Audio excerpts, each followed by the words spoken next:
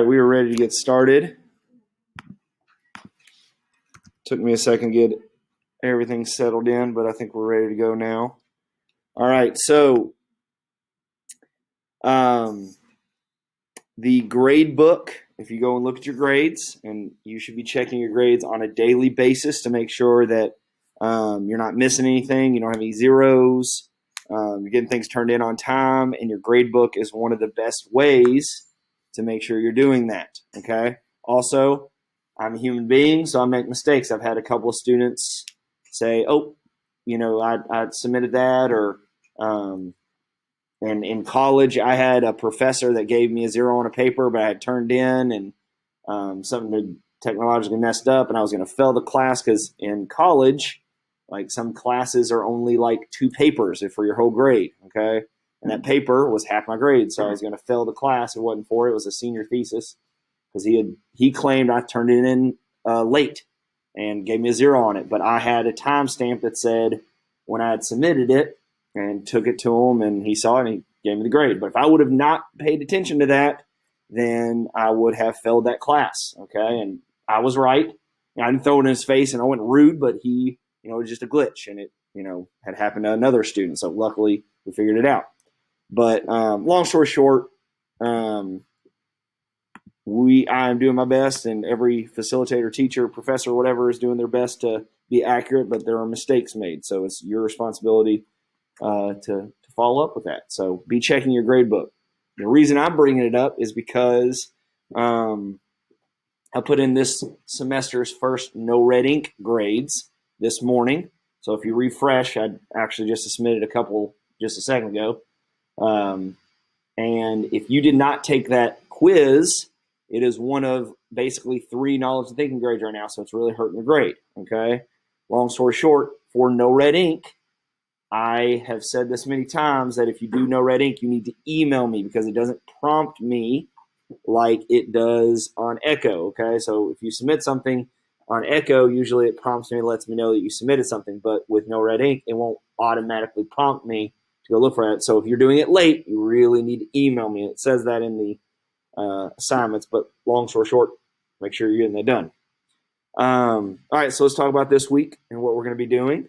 Number one is we are going to continue working on no red ink with parallel structure. So parallel structure, if you've ever written and you've ever had someone give you feedback, and one of the things they say is you need to work on making sure your sentences flow, or if you feel like when you read, you feel like your writing's very choppy, parallel structure helps you to work on that flow. So we've been doing a lot of writing. We did that benchmark writing. We're going to be doing writing later on this week. Being an English and social studies class, that's what we do. So we're going to work on parallel structure, okay? Now, parallel structure is a grammatical it's all about the flow. Now, you can be grammatically correct and your writing be very choppy. But what we're working on today is helping to be a better writer and have that better flow, matching your words with their structure, okay? And take a look at that today. We'll look into that deeper tomorrow as I give you your notes. Please find this interaction. As any of these students are here, please make your way to outside. All right, sorry, I got interrupted there. But if you go in, take the diagnostic again. That is optional if you want to try to test out and try to see if you can test out of the parallel structure. Again, it's optional. If you get a 90 or better on the pretest, you do not have to do the practices. But if you're sitting here going, no, I don't even want to waste time doing the pretest or the diagnostic, I'm going to go straight into practices, you're welcome to do so, okay? And the practices, like every week, are due on Thursday with the length that it suggests. It's about an hour's worth of work, so about 15 minutes a day, Monday, Tuesday, Wednesday, Thursday. On average, should be enough time to finish the practices. Some of y'all might take a little longer. That's why we'll give you about 20 minutes a day in class for that. Tomorrow I'll provide the notes for you, and we can kind of talk about some of these. But that's number one. Number two, we are going to complete the Hobbes versus Locke View on Society poster assignment.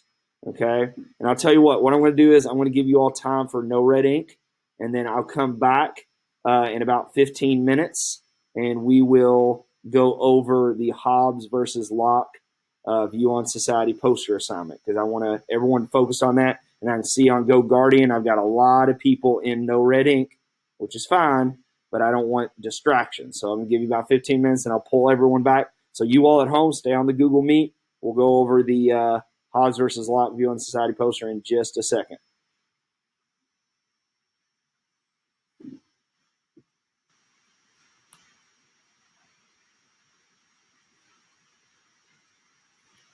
All right, so it was about 15 minutes, and I need everybody to push pause. You know, push pause, but stop working on no red ink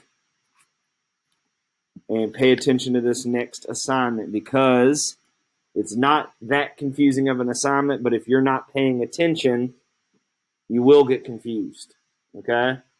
So if you listen, it'll be pretty straightforward, but if you're not listening, it'll be confusing. So head back over to no red ink, or not, or head back over to Echo, and we're going to look at number 2. It says complete the Hobbes versus Locke view on society poster assignment. You're not going to make a real poster, you're going to make a digital poster. And that's due today. So you have the rest of the class period, so an hour, to work on this. Now, for a lot of you all, you've been on top of the reading, okay? And this will not take you the full hour, so that's more opportunities to go back and work on no red ink, or to move forward and start writing your essay that we'll talk about in a minute. But today, your main goal is to get this poster done, okay? So if we click on this assignment, it will open up, and it looks like a lot of information here, but it's really just giving you step by step what you should put on the poster, okay? And a lot of these I even have kind of like a finish this statement, okay? So it's not that overwhelming, okay? So it says use the template provided, but follow the directions listed below. The template is just a blank Google Doc with some cells, like some boxes that you can fill in, okay? We'll go ahead and look at it. So if you want to open that and just have it ready so you can see what we're referencing here. So it's basically you're making a T-chart and doing Hobbes versus Locke, okay? Let me cast this to my class.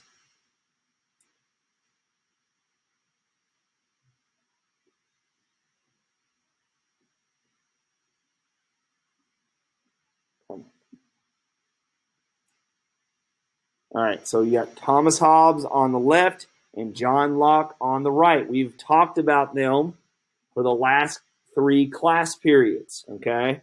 And we looked at them, and we know Hobbes is on one side of the spectrum, and he's very pessimistic or doesn't have very high ideas on humans. Thinks they're kind of, in general, bad things, bad people, bad entities that are selfish and rude and brutish and chaotic. While Locke on the other side is the opposite. He thinks that deep down we're good. We want to help one another. And we have noble purposes for our existence. Okay, so we're going to compare these 2 philosophers.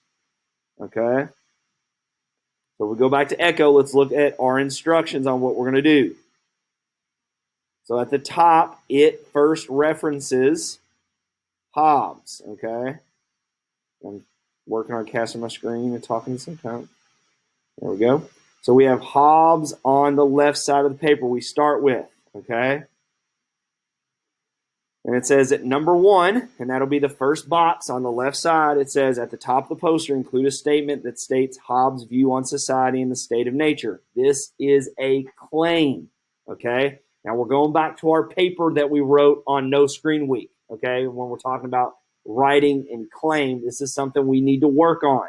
Where you have a claim, like in our benchmark writing activity, No Screen Week, you had a claim that you either agreed with No Screen Week or you disagreed with No Screen Week. And then you had data or evidence that supported that. And that's something that we did a great job of using sources in this class, of going and using sources, but we didn't tie it back really well to our claims. That's something we're working on in this assignment. So your claim is you're going to explain what Hobbes believed. So you're going to finish this sentence. Hobbes believes that humans need a strong, controlling government because, and you're going to finish that sentence. So I'm looking for one big sentence there, or one important sentence there. Hobbes believed that humans need a strong, controlling government because, ... Now this is found in section 3 of the reading, of the Hobbes reading. Now if we go back to our agenda, we can see that I linked both of those readings that we did last week right here. So it's easy. So you need to pull up the Hobbes reading, okay, and have that available that you read last week, okay? And it says directly in this assignment where you can find that information in section 3. So you look at it, and we can look at that reading real quick. I can show you how you find the different sections, just so make sure there's no confusion.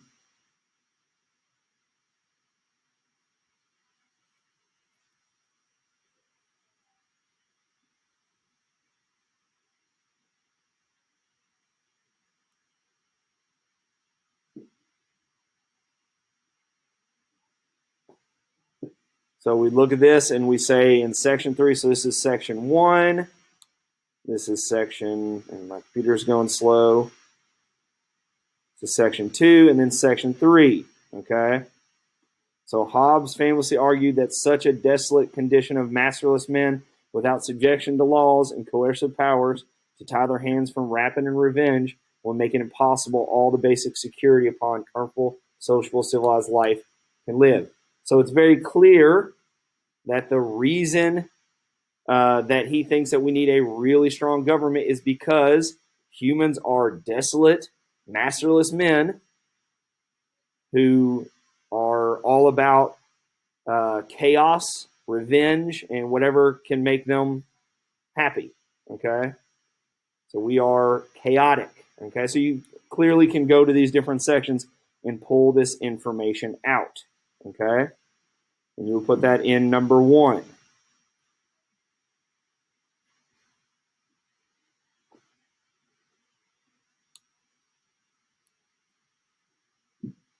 All right, let's keep looking. Now that y'all know how to use the documents. And the other one is the Locke reading, and that'll be the right side of the paper.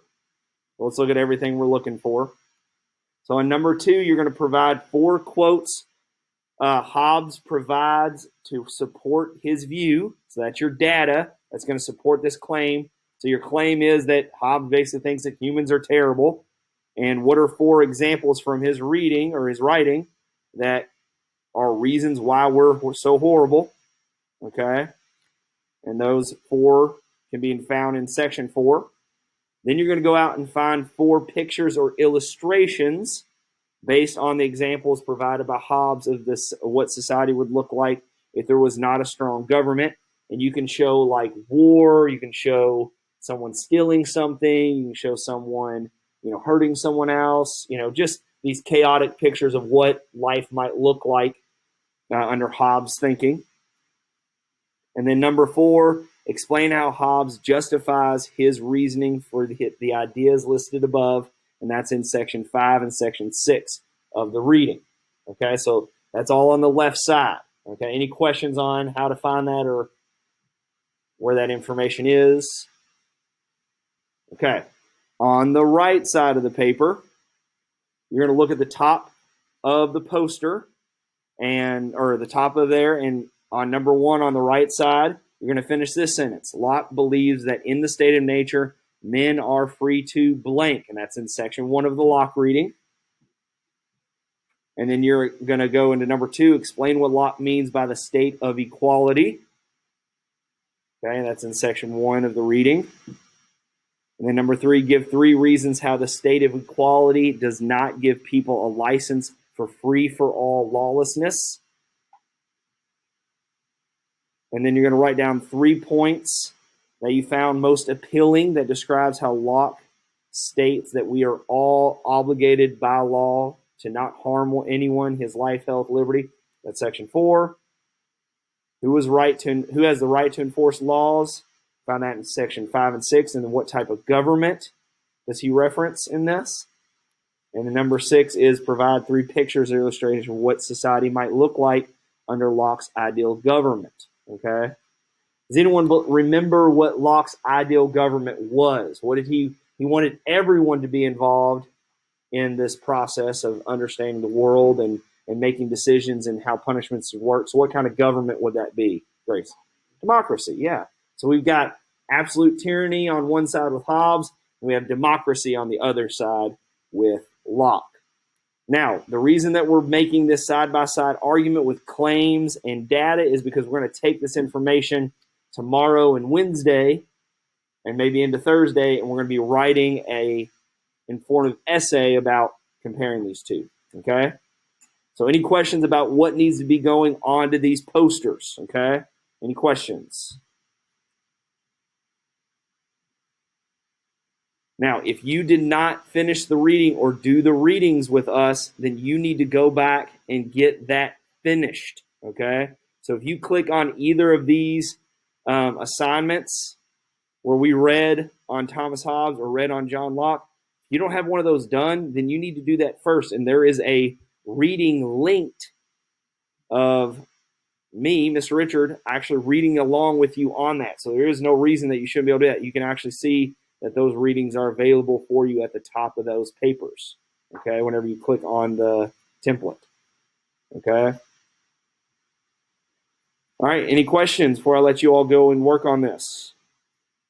If you get done early with this and you fly through it and you get it done really quick, you can go ahead and start looking at the essay. You do not have to do the essay today or work on that today, but if you get done, you can work on that, okay? All right, I'm going to let you all at home